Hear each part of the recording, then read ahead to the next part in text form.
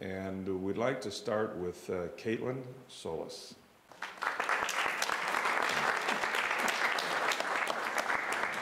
From the outside looking in, you will see me. A popular girl, an intelligent girl, a talented girl, a pretty girl. Yes, on the outside, this is what you will see. A smile will be stretched across my face, leading you to believe that I am happy. But you will not know the effort it takes for that smile to form. People often assume I have a perfect life, free of hurt or pain. These people are wrong, for if they really knew me, they would know that I am a victim of molestation, robbery, and murder. Someone molested my body, robbed me of my childhood, and murdered my soul. He was someone I trusted, a close family member. Isn't how these types of stories often begin? The sexual abuse began when I was about 5 years old, and he was 15 years old. At first, I thought that what was happening to me happened to everyone. This was the reason I didn't tell anyone in the first place. I didn't know that what he was doing to me was wrong. The first few months, I was abused about once or twice a week, but soon it became every single day.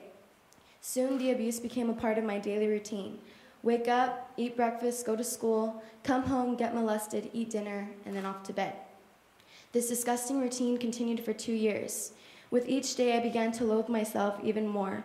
I detested even looking in the mirror, and I always felt like I was covered in slime. Sometimes, I even took 3 or 4 showers a day just to feel clean again. Yet no matter how many showers I took, I felt the same way. Shockingly, nobody seemed to notice my drastic change in behavior. It wasn't until Christmas Eve of 2003 that the truth was finally revealed. The months leading up to Christmas Eve I consider being some of the worst months of my life. While he was molesting me, I couldn't help but cry. I cried and cried and cried, letting the salty tears saturate my skin. This didn't please him. He began to beat me until I would stop crying. Hit after hit, punch after punch, sometimes even pulling some of my hair out until I would stop crying. And then he would continue with the molestation. One day, my mother noticed some of the putrid yellow bruises on my thighs and asked me where I had gotten them from. I immediately put on some pants and claimed that I had gotten hurt while on the playground. My panicked voice didn't fool her, and she asked me to take off my pants so she could see. When I refused, she began to reach for my pants to try to remove them herself. As soon as she touched me, I began to scream and cry and yelled for her not to touch me.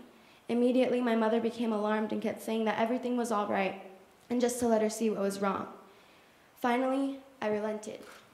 As soon as my mother saw the marks all across my body, she began to cry. Bruises were covering almost every part of my skin, from my shoulders to my ankles. After that, my mother eventually squeezed out the truth for me, and over the next few hours, the truth revealed itself. The first few years after the abuse stopped, I felt completely and utterly empty and alone. Even though I wasn't getting molested anymore, sometimes I still felt like I was 6 years old again. I became extremely depressed, and at the age of 10, I even contemplated suicide. No matter what anyone told me, I still felt like the abuse was my fault. Now I don't feel that way anymore. I have finally realized that what happened to me can happen to anyone, and that's why I'm writing this paper. Victims of sexual assault will not come out and say that they have been abused. Unlike most crimes where victims can just say what happened, sexually assaulted victims feel a sense of shame that nobody can really understand. The abuse may have stopped toward our bodies, but never towards our minds. We will always remember every single detail of the abuse. We will live with it for the rest of our lives. We will always feel it lurking in the shadows. Yet there is hope. I urge adults to look for signs of abuse in any children, teenagers, or young adults. At first, we may not respond to your help and claim that nothing is wrong. But believe me, if you persist, it will eventually pay off. Please do not give up on someone because you believe they don't want help. This isn't just a matter of rape or molestation. This is a form of violence that can work its way into every crevice of someone's life and even lead people to end their own. Please choose to save someone. Please choose to end violence.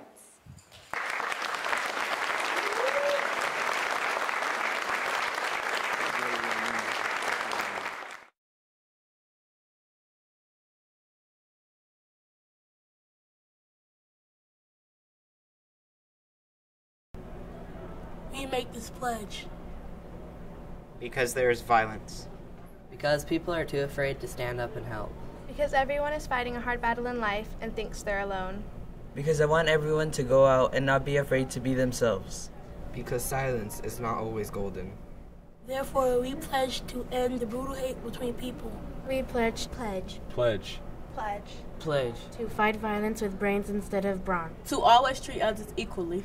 Stand up and be a friend to the bullied and the bully, because everyone deserves a friend. To show people that they have a voice. To be the voice that makes the difference. And spread the word to stop the violence. In honor of our generation and all those that follow. In honor of those who have been afflicted by violence. In honor of all the lives lost to bullying. Our loved, innocent souls. In honor of the millions of people whose voices are unheard and who feel like they are alone, we make this pledge to show them that they aren't. In honor of those who committed their lives to make our world a better and safer place. We make this pledge. We make this pledge. We make this pledge. We make this pledge.